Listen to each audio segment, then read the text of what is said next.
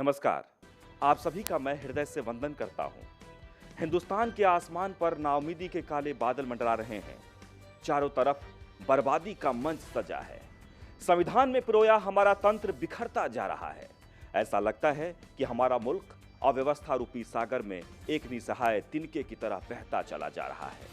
चारों तरफ अराजकता, चीखता शोर, अशांति, चित्कार, बलात्कार, अपहरण, बेरोजगार, कत्लेआम, लूटमार, चोरी डकैती, आग के आगोश में जलती बस्तियां, नदियों की सीने पर तैरती फूली हुई इंसानी लाशें, काम के मैदान में दौड़ लगाते युवाओं, लेकिन इन सब के बीच मुल्क के बदन में घोंपा जा रहा सांप्रदायिकता और जातिवाद का जहरीला खंजर। सवाल उठता है कि जब हम बिकते हैं तभी हमें खरीदा जाता है, खुद जब हम लड़ते हैं तभी हमें लड़ाया जाता है, खुद को जब लुटाते हैं तभी हमें लूटा जाता है, क्योंकि ईर्ष्या हमें ठंडक पहुंचाती है, प्रेम से हमें घृणा है, शांति हमें कचोटती है। ये हम भूल जाते हैं कि हिंदुस्तान के पास भी दिल है, धड़कन है, सत्य, अहिंसा, शांति और मोहब्बत का समंदर है। किसी ने कहा मंदिर तोड़ो, मंदिर तोड़ दिया। किसी ने कहा मस्जिद तोड़ो, मस्जिद तोड़ दिया। किसी ने कहा उसे मार डालो, हमने उसे मार डाला। किसी ने कहा इसे मार डालो, हमने इसे भी मार डाला।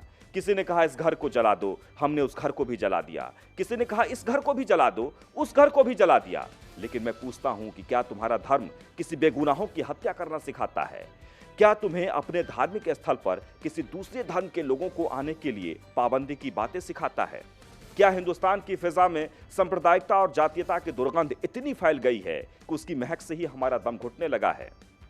जरा उन असहाय और लाचार माताओं के बारे में सोचिए, जिनकी आंखों के सामने उनके जिगर के टुकड़े भूख से दम तोड़ रहे हैं, तो कहीं आत्मदाह कर रहे हैं, तो कहीं कर्ज के बोझ तले किसान खुदकुशी कर रहे हैं।